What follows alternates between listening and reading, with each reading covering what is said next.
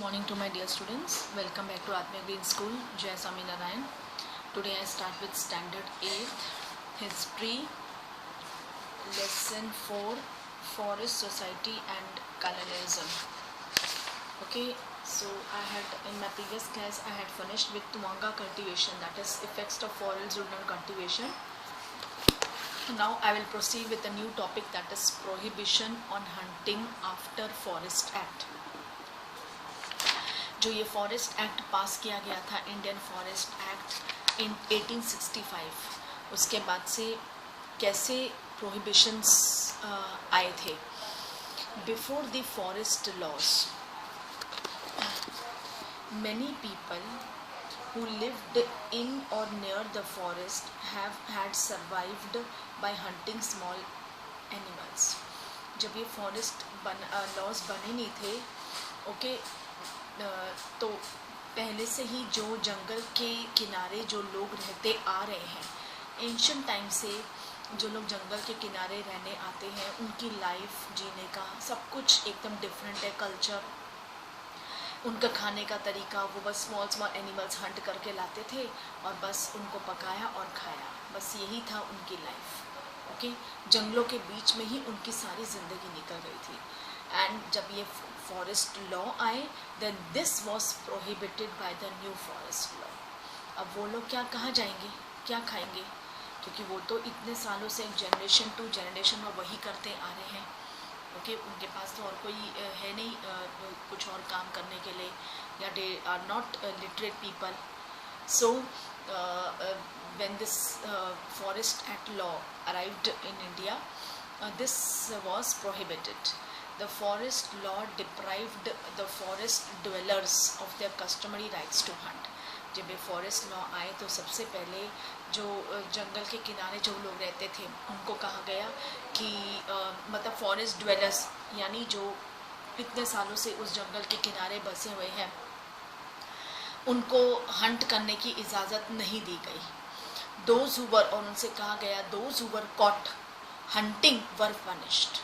और severe warning दी गई कि किसी ने भी किसी जानवर का भी या चिड़िया का या कोई भी एनिमल इंसेक्ट का हंट किया तो उसे सीवियर पनिशमेंट दी जाएगी. This illegal hunting was termed as poaching by colonisers. Okay, नाइजर्स, दैट इज़ ये जो इलीगल हंटिंग है, अगर किसी ने भी ये इलीगल हंटिंग की तो उसे सख्त से सख्त सज़ा दी जाएगी. पोचिंग इज इलीगल हंटिंग और capturing wild animals. The third point is the Britishers believe that by killing dangerous animals they would civilise in India.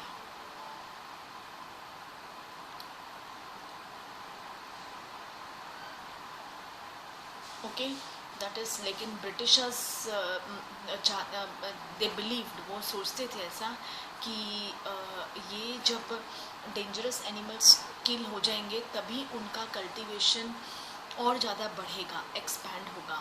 क्योंकि जंगली जानवर इतने थे कि वो कभी भी गांव में आ जाते थे, कभी किसी को मार दिया, किसी बच्चे को, एनिमल्स को, आदमी को, लेडी को, एनीवन, और फिर उसकी वजह से लोग अंधेरे में रात को उस तरफ जाना मुनासिब नहीं समझते थे. तो इसलिए ब्रिटिशर्स का ये मानना था कि अगर ये डेंजरस एनिमल्स मर जाए, so there would be no threat for the cultivators. तो जो कल्टीवेट करते हैं उस टाइम, तो कल्टीवेटर्स बहुत ही ज़्यादातर ब्रिटिश ही, बहुत इंडिगोस वगैरह प्लांट उस टाइम खोला हुआ था.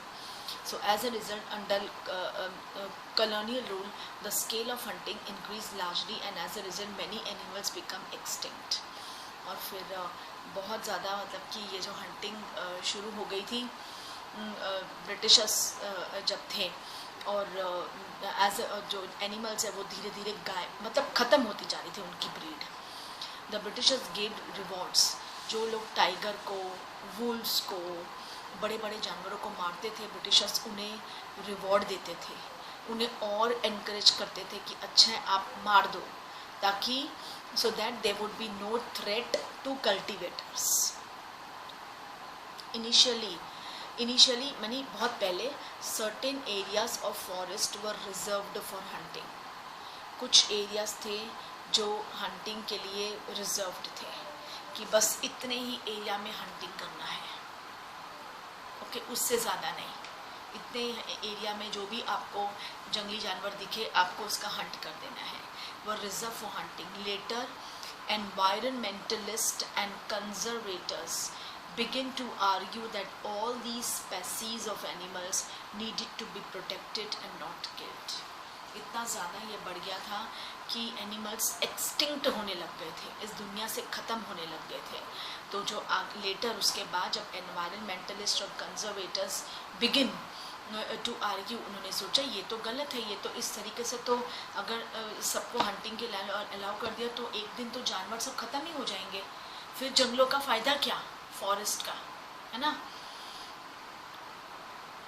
All these species of animals needed to be protected and not killed.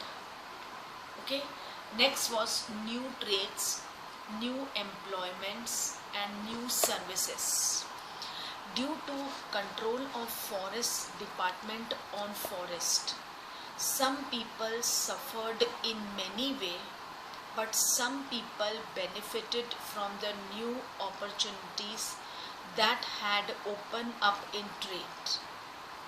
Okay, that is ये कंट्रोल जो उन्होंने किया जंगली जानवरों को मारने का और forest department on forest, some people, बहुत लोग तो बहुत ज़्यादा सफ़र किया उन लोगों ने, मतलब वो एक तरफ से बेघर हो गए थे, उनकी नौकरी चली गई थी, उनका सर्वाइवल का मुश्किल हो गया था, but some people benefited for the new opportunities had open in the trade. Okay, कुछ लोग थे उनको तो बेनिफिट हुआ क्योंकि अगर ये पार्ट बंद किया तो उन्होंने लोगों को ट्रेड एंड बिजनेस में अपॉर्चुनिटी दी जॉब करने की, तो वो भी अच्छा हुआ। कुछ लोगों का सफ़र किया लेकिन कुछ लोगों को ये न्यू अपॉर्चुनिटीज़ मिली हैं to had open up in trade. This happen not only in India but in the whole world. ये सिर्फ इंडिया में ही नहीं था prohibition, but also new world, that is new trades, new employment, new services. For example, due to the growing demand of rubber, Munduruku, people of Brazilian Amazon tribes, उनका नाम था Munduruku, okay, people of Brazilian Amazon began to collect latex। क्या होता है latex? latex एक milky fluid है found in many plants. आप देखना कभी आप कोई प्लांट तोड़ना, उसके अब जब वो उसकी नीचे जो लीव्स के है उसमें से मिल्क निकलता है, that is latex. began to collect latex from wild rubber trees for supplying to traders. In India, trade in forest product was a regular practice from the medieval period. medieval period से ये चला आ रहा है trade and business in the forest product. Adivasi communities traded elephants, hides, skin, उनके elephants के दांत, कहते हैं ये वो बाहर जाके बेचते थे, मिलियंस बिलियंस उनको मिलते थे। कुछ मेडिसिन्स के भी काम आते हैं ये हाथी के जो दांत थे। सो आदिवासी कम्युनिटीज ट्रेडेड एलिफेंट्स को ट्रेड करते थे, उनके hide, skin, horns, silk cocoons, Ivory, bamboo species, fibres, grasses, gums and resins, ये सब कुछ आदिवासी कम्युनिटी ट्रेड एंड बिजनेस के लिए ये सब यूज करते थे, कुछ जानवरों को और कुछ फॉरेस्ट के प्रोडक्ट्स को।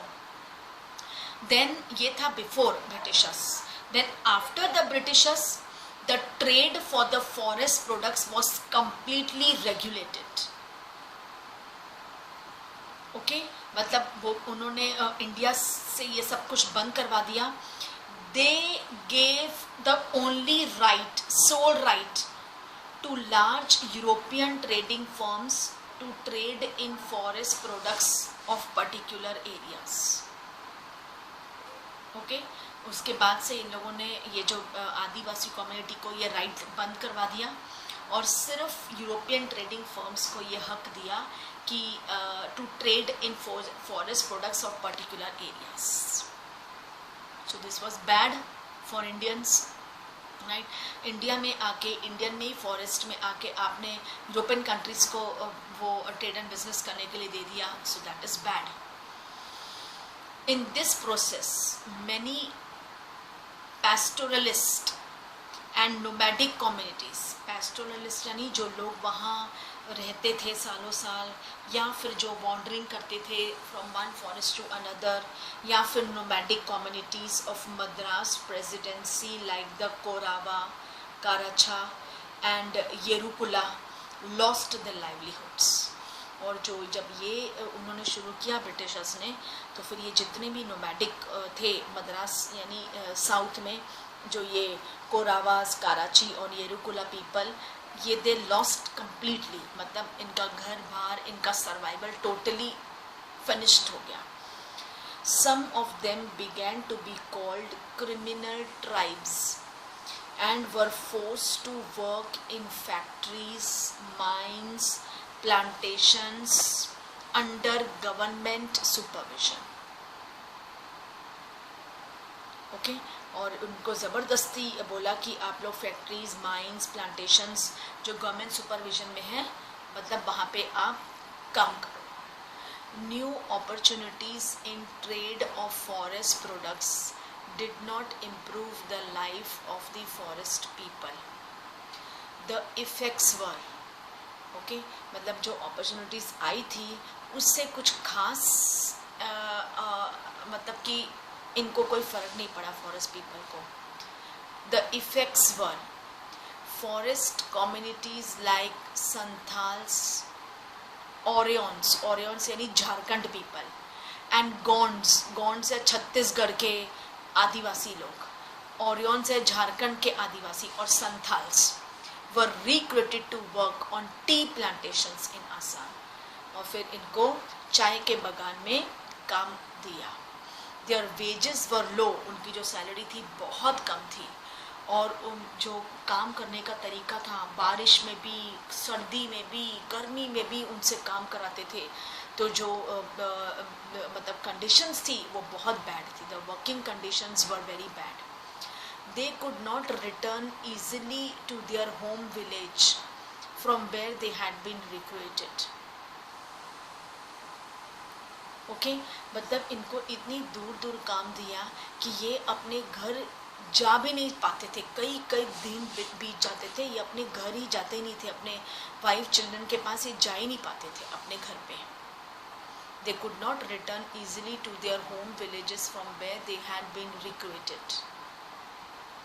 Okay, then the next is rebellion in the forest. अब इतना सब कुछ होने के बाद ऑब्वियस है जो ट्राइबल पीपल थे उन्होंने काफ़ी रेबल किया, काफ़ी आवाज़ उठाई ब्रिटिशर्स के खिलाफ। In many parts of India and the world forest communities rebelled against the charges imposed on them. That is, in many parts of India and the world, forest communities जो जंगलों में रहते आ रहे थे इतने सालों से, आदिवासी लोग एंड सब rebelled कि उनके ऊपर इतने चार्जेस इम्पोज किए गए हैं, उन्हें इतनी मतलब उनका जो काम है वो बहुत ही वेजेस लो हैं और कंडीशंस जो काम करने के बहुत ही बेकार थे। सो इसे मतलब रेबल किया उन्होंने इसके खिलाफ। In India Sidhu and Kanu of Santhal Parganas, Birsa Munda of Chota Nagpur, Alluri Sitarama Raju of Andhra Pradesh, they revolted against the new forest policy. ये जो न्यू फॉरेस्ट पॉलिसी निकाली गई थी इनके खिलाफ ये जो लोग थे, ये नाम है ओके, दैट इज उन्होंने इस न्यू फॉरेस्ट पॉलिसी के खिलाफ आवाज़ उठाई। Then the people of Bastar is located in the southernmost part of Chhattisgarh and borders of Andhra Pradesh, Odisha and Maharashtra. The central part of Bastar is on a plateau. Chhattisgarh plain is in its north and Godavari plain in its south. The river Indravati flows east to west across Basta. Okay, I repeat, the central part of Bastar is on a plateau. Chhattisgarh plain in its north and Godavari plain in its south, and the rivers of Indravati flows east to west across Bastar. A number of different communities like Maria and Muria Gonds, Durvas, Bhatras and Halbas live in Bastar. ये सब tribal community है. All this, the people of Bastar speak different languages but share common customs and beliefs. सबके languages तो different है लेकिन almost इनके जो custom और बिलीव्स है वो सेम है.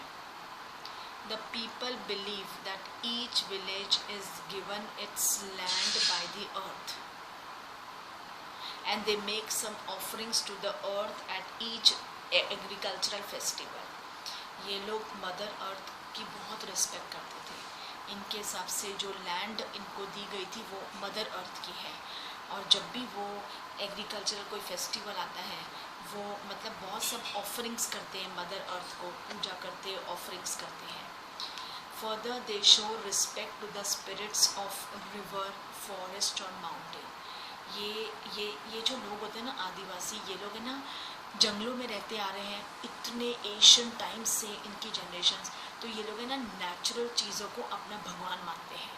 पहाड़ को, नदी को, फॉरेस्ट को, लैंड को, जो नेचुरल है ना उनको अपना गॉड मानते हैं, उनकी पूजा करते हैं.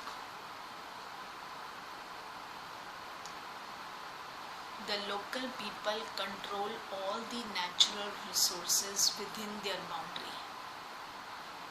If people from a particular village want to say take some wood from another village, they pay a small fee, paisa, called devsari, dand or man in exchange. Devsari, dand or man in exchange.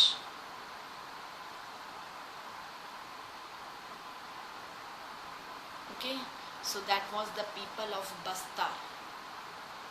Then the fears of the people. In 1905, the proposal of the colonial government to reserve 2/3 of the forest and stop shifting cultivation, hunting and collection of forest caused tension among the people of Bastar. That is in 1905 जो proposal colonial government ने दिया था, क्या दिया था? To reserve 2/3 of the forest, और shifting cultivation बिल्कुल banned करवा दी थी. Hunting and collection of forest products, ये सब कुछ it caused tension among the people of Bastar. Some villages were allowed to stay in the reserve forest on the condition that their people worked free from the forest department in cutting, transporting trees and protecting the forest from fires. यानी shifting cultivation ban. Okay, इन्होंने ये भी proposal रखा कि उन लोगों को हम, अब इनको भी तो लेबर वर्क तो चाहिए ना काम के लिए, लेबर वर्क तो तभी यही लोग करते थे जंगलों में, कोई भी काम लेबर वर्क करना. सो अब ब्रिटिशर्स ने एक और चाल चली. उन्होंने ना एक शर्त रखी आगे कि वो गांव को इस जंगल के आसपास रहने दिया जाएगा जो हमारे लिए फ्री में काम करे, कटिंग, ट्रांसपोर्टिंग और शिफ्टिंग कल्टीवेशन बिल्कुल बैन कर दें, और protect the forest from fires. These villages came to be known as forest villages, क्योंकि ये कंडीशन इस फॉरेस्ट विलेज में रखी गई थी. This caused large scale displacement and suffering of the people. Okay, और बहुत बड़ी तादाद में मतलब कि it was a large scale displacement and suffering of the people. Two famine यानी गरीबी, लोगों के पास खाना नहीं था, पानी नहीं था, कुछ नहीं. सो टू फेमाइन, एक थी 1899 टू 1900 और दूसरी 1907 to 1908, further worsen the condition of people. The initiative to discuss these issues was taken by the Durvas of the Kangar forest, from where reservation of the forest took place. Okay, that is to discuss. इस issue के ऊपर discuss करने के लिए Durvas of the Kangar forest ने इस issue के ऊपर discuss किया, from where the reservation of the forest took place. Gundadhur from village Nethanar led the movement. और उसके बाद से एक एक गांव, ट्राइबल पीपल है, उन्होंने रिवोल्ट करना शुरू किया, आवाज़ निकाली. In 1910 messages like mango boughs, a lump of earth, chillies and arrows were circulated to invite villagers to rebel against the Britishers. और उसके बाद 1910 ऑनवर्ड्स मैसेजेस दिए जाते थे रोज सुबह शाम, लाइक मैंगो बो, okay, lump of earth, chillies. मतलब ये मैसेज देते थे अपनी भाषा में. पर क्या होता था वो कि टू इनवाइट द विलेजर्स, कि वो आकर ब्रिटिशर्स के खिलाफ आवाज़ उठाए, रेबल करें.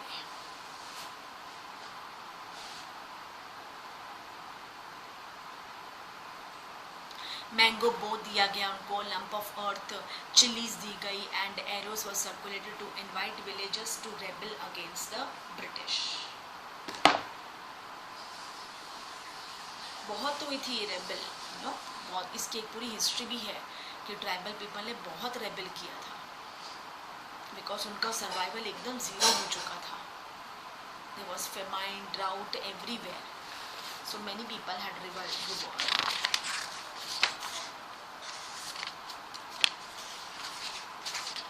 Okay students, so up till here I had explained you.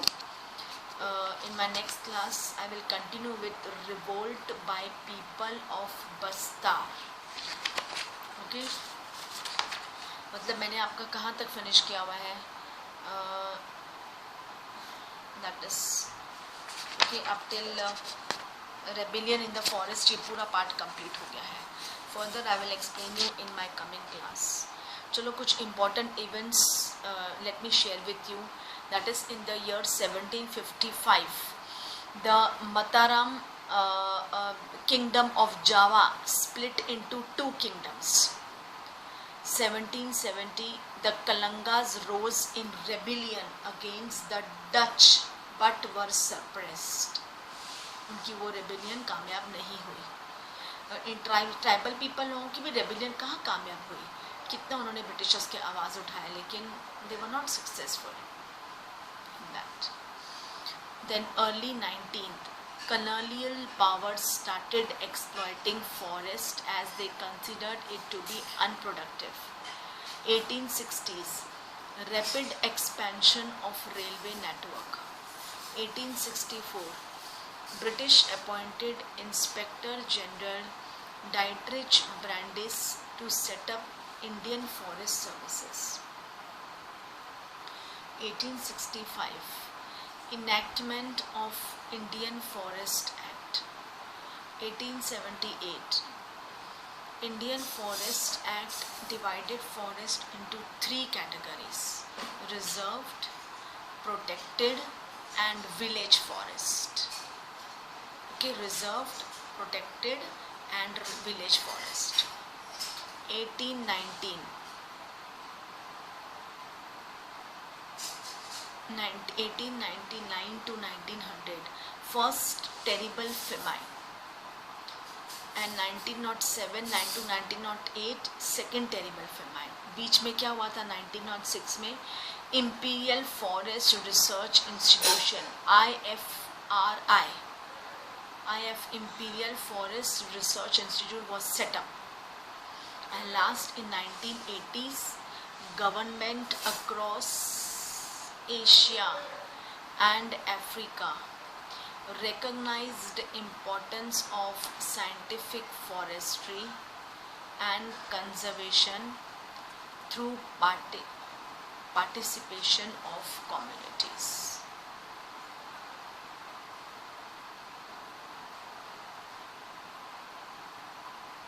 Okay, so that was the important events and the year period.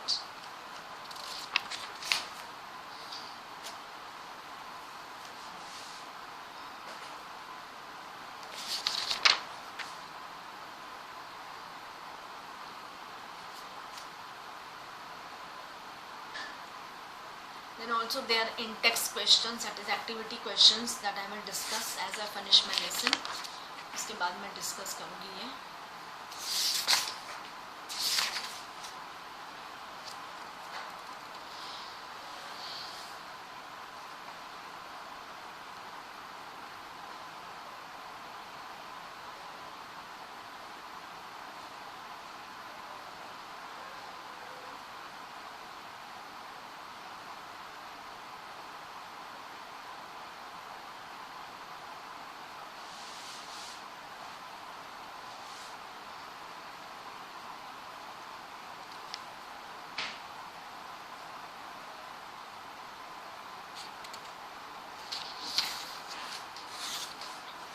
Okay.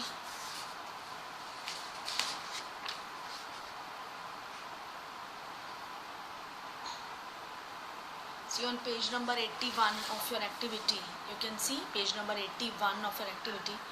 Each mile of railway track required between 1760 and 2000 sleepers. If one average sized tree yields 3 to 5 sleepers for a 3 meter wide broad gauge track, calculate approximately how many trees would have to be cut to lay 1 mile of track.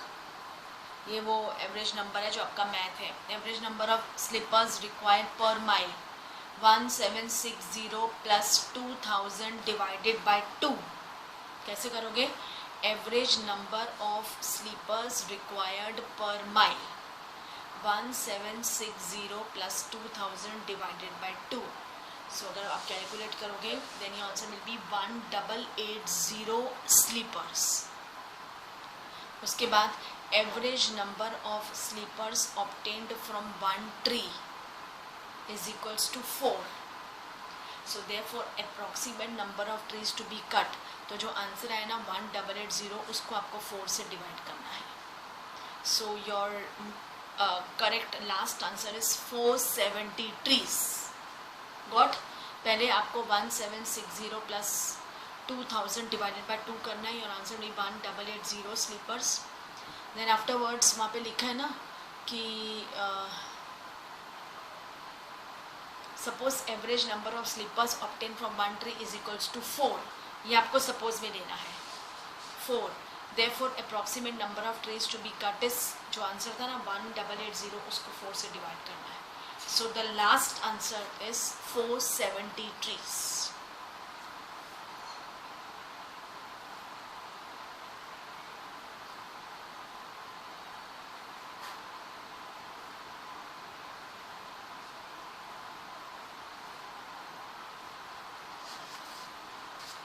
That was page number 81. You can do this. Okay.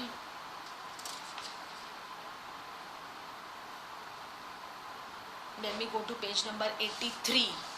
If you were in government of India in 1862 responsible for supplying the railways with sleepers and fuel on such a large scale, what were the steps you would have taken? क्या steps थे? In areas where trees are cut for making sleepers, plant similar nurture of trees to those that are cut so that the forest cover is maintained. अगर आपने 4 काटे हैं तो 5 grow करके जाओ. Second, try to increase coal mining and supply this to the railway as fuel instead of wood for running the steams engine. है ना, coal mining. Then limit the cutting of trees by the natives of the forest to only what they personally require and not allow them to trade in wood. And last, prevent poachers from entering the forest to cut wood illegally?